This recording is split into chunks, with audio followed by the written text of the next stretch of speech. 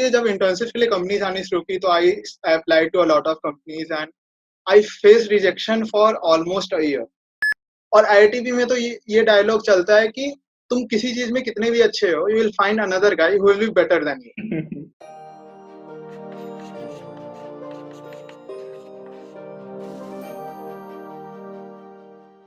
So now we have Mr. Mayank Raj with us. He went to IIT Bombay and then to IIM Ahmedabad.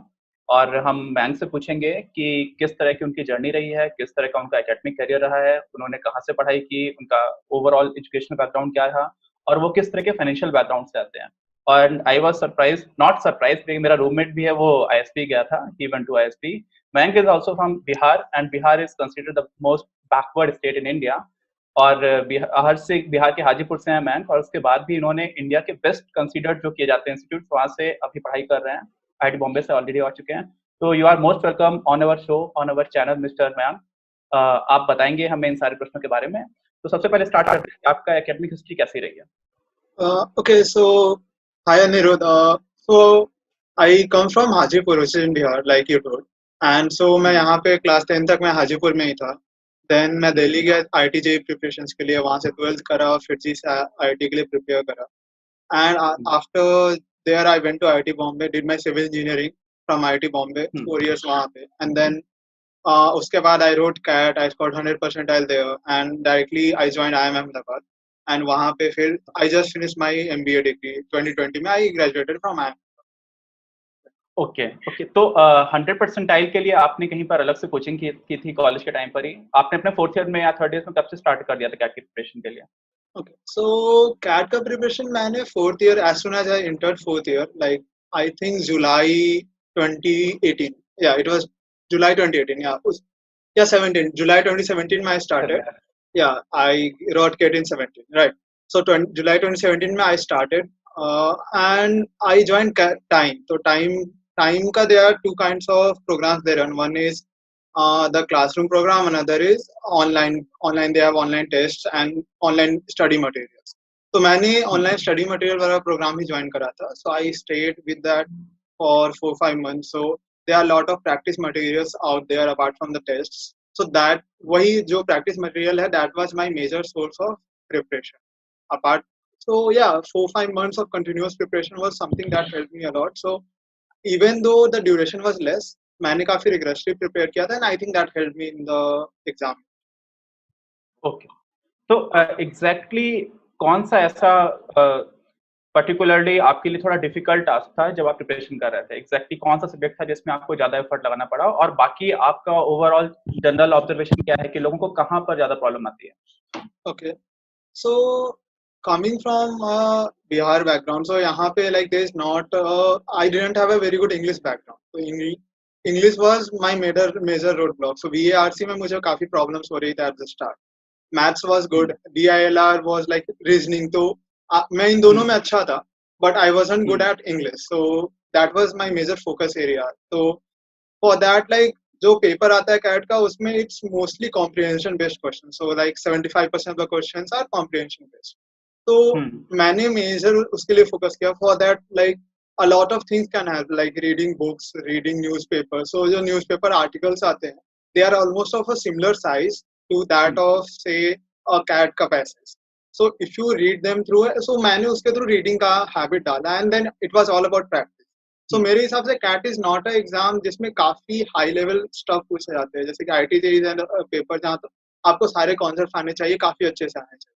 But CAT में it's more about speed, because maths भी class 10th level का होता है. DILR is normal reason. So my general motivation was कि जितना practice कर सकते हो उतना प्रैक्टिस करो. तो I for English I did that कि मैं रोज 1-2 कॉम्प्रिहेंशंस बनाता था. आई उस पे so time, that's why time का online practice reach help me a lot, because उस पे काफी सारे like there were different levels, easy, medium, hard kind of. So I progress through that and I put a lot of efforts वहां पे, and I think that paid out well for me. Of course, you got 100% that, right?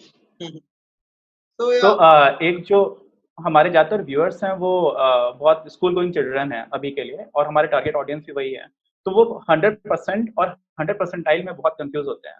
तो please explain करिए हमारे लिए कि exactly क्या होता है 100 percentile.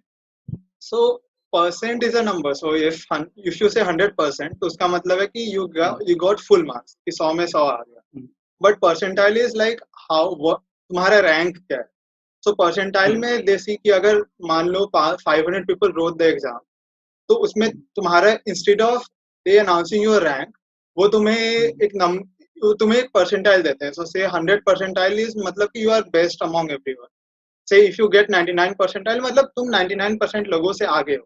So percentile is basically rank converted into a scale of 0 to 100, ताकि लोगों को बताने में इजी हो जाए. ओके, तो जितने भी लोग टोटल नंबर ऑफ स्टूडेंट्स जो एग्जाम लिख रहे हैं उसको देखते हुए बनाया जाता है. For example if you get 100% 99.8 percentile, so you are better than 99.8% people, right? Right. So your score was basically better than 99.8%. Yeah, of course. Yeah. Okay okay, thank you. तो एक आपने जब एमबीए की प्रिपरेशन करना start किया था तो cat को छोड़ करके बाकी और कॉलेजेस के लिए भी जो एंट्रेंस एग्जाम्स होते हैं जैसे जीमैट है आईएसपी के लिए या एक्सएलआरआई है, सिम्बायोसिस है, इनके लिए भी आपने कभी प्रिपरेशन किया था या इनको छोड़ दिया था? So मैंने बस कैट के लिए प्रिपरेशन करा था. So you were confident enough? To be frank I wasn't very sure कि मेरे को एमबीए अभी करना है या बाद में करना है. So मैंने at the start preparation start करा था कि I will try this out and see कैसा जाता है. And then later as it turned out I ended up joining तभी, तो इसलिए मैंने कोई और फॉर्म भरा नहीं था एट द स्टार्ट. ओके, तो अभी आपने बोला कि you were not sure, so why didn't you go for the job directly after just after your under graduation? तो ऐसा क्यों किया आपने? Okay, so obviously वहाँ पे एक ट्रेड ऑफ होता है between whether you want to do the job or whether you want to go for the MBA. So I got a job in a big Indian nationalized bank. वहाँ पे I saw versus MBA करने का option था. So मेरा ये perspective था, मैंने काफी सारे सीनियर से बात करी जो आईआईटी बॉम्बे से थे, IIM अहमदाबाद से, उनका पर्सपेक्टिव लिया कि 2 साल बाद अगर मैं जॉब ज्वाइन करूँ, बिकॉज IIM अहमदाबाद 2 साल का रेफरल देता है, तो 2 साल बाद अगर मैं IIM अहमदाबाद ज्वाइन करूँ वर्सेज अभी ज्वाइन करूँ तो मेरे प्रोस्पेक्ट्स क्या रहे. एंड उसके बेसिस पे मैंने, so that was one criteria, इसके बेसिस पे डिसीजन लिया. अनदर थिंग जो मेरे थॉट प्रोसेस में था कि I wasn't sure whether I was ready for the job market. कि मतलब सो कॉलेज में एक अलग टाइप का एनवायरनमेंट होता है, काफी चिल्ड आउट होता है एंड प्रोफेशनलिज्म नहीं होता उतना. सो मेरे दिमाग में हमेशा से ये था कि whether I am ready for the job market और नॉट. एंड वो that was also an important criteria in my decision making. I thought कि I would give me 2 more years to figure out कि मैं किधर जाना चाहता हूँ, and after that I would want to enter the job market. So these were 2 major things I thought about and then made the decision. Okay, तो कुछ और लोगों से जिनसे मैंने अभी तक डिस्कशन किया है और मेरे भी काफी फ्रेंड्स हैं जो एमबीए करके आए हैं, तो वो ऐसा बोलते हैं कि इंडस्ट्री एक्सपीरियंस एक बहुत इंपॉर्टेंट फैक्टर होता है if you are going for an MBA, right? तो आपको क्या लगता है कि वो कितना मैटर करता है? जब आपने अपने सीनियर से डिस्कशन किया और ऑब्वियसली आप इस कंक्लूजन पर पहुंचे कि you were not ready for the job market, वो आपका पर्सनल फीलिंग भी था, बट एमबीए के टाइम पर जब आपने एमबीए कर रहे थे तो आपको कभी ऐसा लगा कि इंडस्ट्री एक्सपीरियंस होता then it might have been better? Yeah, so at certain points this comes कि मतलब so कोई बंदा जो 2-3 साल वर्क एक्सपीरियंस लेके आया है, he has a knowledge कि दुनिया में काम कैसे होता है, versus me जिसमें मेरे पे I had done a few internships but those are not very significant work experiences. तो 2 महीने में कुछ ज्यादा आइडिया नहीं होता कि क्या चल रहा है दुनिया में. तो वहां पे like there are a lot of courses जहाँ पे वो अपना इंडस्ट्री एक्सपीरियंस का रिलेवेंस दे कुड अंडरस्टैंड कि अच्छा जैसे एचआर के कोर्सेज है, तो मतलब अगर कोई कॉन्सेप्ट पता चल रहा है तो they would have observe that in their office, तो वो काफी अच्छे से रिलेट कर पाते हैं एंड ऑब्वियसली उससे उनका लर्निंग बेटर होगा to certain extent. Another aspect जो मैंने देखा है कि a lot of people with work experience are more clear on what they want to do going forward, कि एमबीए के बाद क्या करना चाहते हो. That clarity was not there to that extent with me. So वो ट्रेड ऑफ है कि फॉर मी इट वाज कि I wanted to figure out मेरे को क्या करना. उन्होंने 2 साल दिया एक काम को and then they thought about it a bit more and then decided कि एमबीए के बाद मेरे को ये करना है. So they had already figured that out, so I had to take that additional step while doing my MBA. So उस तरीके से उनको एक एडेड बेनिफिट होता है कि they can sort out their MBA in a much better way and maybe get a different kind of learning opportunity from there. हाँ, I think that's the major. Right. तो जो भी अभी aspirants हैं, MBA aspirants हैं, उनको आपकी क्या एडवाइस होगी कि इन जनरल मतलब हम्म। आपका स्पेसिफिक केस भी था, you were not ready for the job market, ऐसी फीलिंग थी आपको, बट इन जनरल आपकी क्या एडवाइस है कि कुछ इंडस्ट्री एक्सपीरियंस के बाद एमबीए के लिए जाना चाहिए या फिर डायरेक्टली जा सकते हैं? सो मेरा थॉट है कि it's up to the individual कि मतलब how much do you think you are ready for job market. Firstly one more thing is कि मतलब are you clear about what you want to do. जैसे अगर BTech के बाद if you want to do entrepreneurship और if you know that you want to go into analytics तो MBA करने का कोई पॉइंट नहीं। You go try that out and अगर if that works for you can make a career there itself. तो उसके लिए एमबीए का मे बी 4 साल 5 साल बाद अगर या 8 साल बाद जरूरत पड़ी तो you can also do an executive program और something of that sort. So अगर आपको क्लैरिटी है कि आपको इधर जाना है तो दैट्स बेटर बिकॉज एमबीए के बाद entrepreneurship becomes quite difficult because you have a loan on your back. तो you can not go with मतलब पे करने के बाद ही you can start something. Right. So, agar if you have some plan, some clarity, तो I would suggest anyone to try that out because MBA के बाद MBA is a master's degree, उसके बाद आपका जो freedom का aspect होता है वो कम हो जाता है. So right only when you but if you do not have that clarity, तो MBA gives that additional 2 years to figure yourself out. जो peers रहते हैं वहाँ पे there are many people with large work experiences from different sectors. So you get to know कि हर sector में क्या होता है and you are in a better position to make an informed decision, which happened with me and which has helped me make my decision in a better way. So it's up to you what you feel about yourself and उसके basis पे I think you should take that decision. या okay fine. So एक और point आता है कि there are many students who are from Hindi medium background और उन लोगों को कैट की प्रिपरेशन में जैसे आपने पॉइंट आउट किया है कि इंग्लिश में मेन प्रॉब्लम आती है। इंग्लिश में वो कॉम्प्रिहेंशन तो करने लग जाते हैं बट जब इंटरव्यू की बात आती है तब उनको काफी प्रेशर होता है। तो आपने भी ऑब्वियसली इंग्लिश में इंटरव्यू फेस किया था और उस टाइम पर एमबीए में मैंने ऐसा भी सुना है कि क्लैरिटी बहुत इंपॉर्टेंट होती है कि why do you want to do an MBA. ये क्वेश्चन बहुत फ्रिक्वेंटली पूछा जाता है। तो इन दोनों के लिए कैसे प्रिपेयर होना चाहिए और स्पेशली स्पीकिंग के लिए कैसे लोग प्रैक्टिस कर सकते हैं? I feel कि it's मतलब the professors that are there they look at the clarity question more than कि तुम्हारा इंग्लिश कितना फ्लुएंट है। मतलब I have seen a lot of friends मतलब obviously you need to have a knowledge of English बोलना आना चाहिए but fluent after a limit it doesn't matter if you can express yourself occasionally and तो उसके बाद so many of us हम लोग को आदत नहीं होती इंग्लिश बोलते रहने and that's the problem. So once you get there and you continuously talk in that language for a period तो उसके बाद खुद ब खुद आदत हो जाती है बोलने। So I think मेरा experience ये रहा है कि I think the professors understand that. So as long as you are clear about why you are doing it, what are your plans ahead. So मतलब and I think you cannot fake the interviewers there. Because उनके पास काफी सारा experience रहता है उनके साथ। तो अगर आप झूठ बोलोगे एक बार बोलोगे 2 बार बोलोगे आखिर में पकड़े जाओगे and that wouldn't make a good मतलब you shouldn't just do it. मतलब कोई पॉइंट नहीं है वो करने का। Instead of that have a clear pathway कि मेरे को ये करना है, मेरे को ये dilemma. If you have some dilemma तो मेरे केस में आई टोल्ड देम कि मेरा ये डिलेमा है एंड स्टिल ये मेरा थॉट प्रोसेस है and that's why I want to do it. And I feel कि being honest with them and so obviously after, when you be honest with them they will cross question you to understand have you thought the whole thing through and wo jo point of view that you have that should be good enough that they get convinced with whatever you are saying and I think that will help you sell. Okay तो अभी जो IM Ahmedabad में या जो भी हमारे IIMs हैं उनमें एंट्रेंस की जो ओवरऑल प्रोसेस है उसमें CAT is just a barrier right. उसके बाद फिर इंटरव्यू में आपकी जो पुरानी एकेडमिक परफॉर्मेंस है वो भी मैटर करती है। तो एग्जैक्टली कोई ऐसा बाइफर्केशन या कोई ऐसा प्रॉपर डिवीजन है, कोई ऐसा क्लासिफिकेशन है कि किस चीज को कितना वेटेज दिया जाएगा और जो एस्पिरेंट्स हैं उनको मेनली किस पर्टिकुलर पॉइंट पर फोकस करना चाहिए apart from CAT? Okay so ऐसा है कि हर आईएम का अपना क्राइटेरिया है। जैसे अहमदाबाद में देयर आर सो बेसिकली हर मुझे अभी याद नहीं है बिकॉज 2 साल हो गए हैं but every IIM has its own criteria कि डाइवर्सिटी को कुछ पॉइंट्स है, कुछ पॉइंट्स तुम्हारे 10th 12th के एंड बीटेक के स्कोर को है व्हिच वेरीज। तो मतलब उसके हिसाब से यू कैन प्रिपेयर कहीं पे जैसे कलकत्ता में बीटेक की सीजीपीए उतना मैटर नहीं करता है.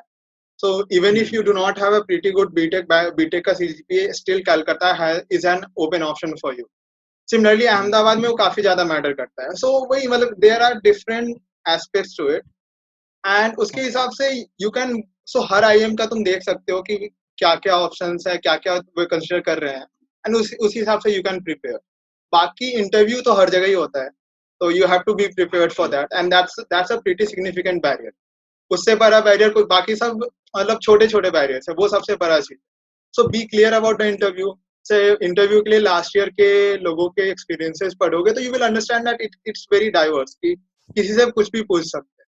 सो be ready for that, and on the spot you have to come up with good answers. तो उसके लिए maybe, so here also time help me, कि वहाँ पे दे हैड मॉक इंटरव्यूज और I had mock interviews with my friends also. तो उसके through I was put in the spot again and again, and then came up with, I think, decent answers, and which helped me sell. So वही है कि just practice, just it's again about practice, and if you are good at speaking, it's okay.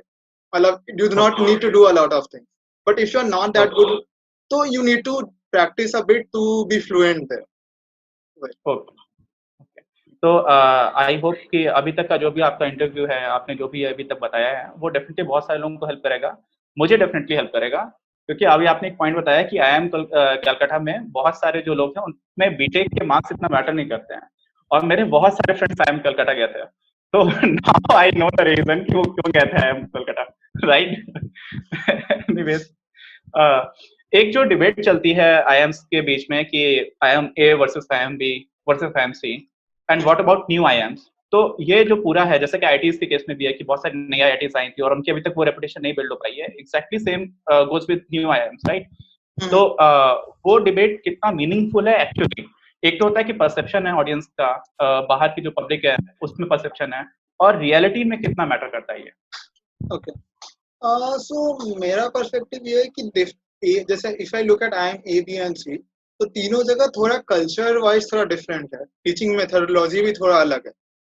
So if you look at it from that perspective, तो you can look at your best fit, कि basically जैसे अहमदाबाद में सबसे ज्यादा case method है, versus से B में it's more focused on classroom teaching, and C में भी वैसा कुछ है. So हर कैंपस का कल्चर थोड़ा अलग है, and that's also with different IITs, कि हर अलग अलग IITs का कल्चर अलग है.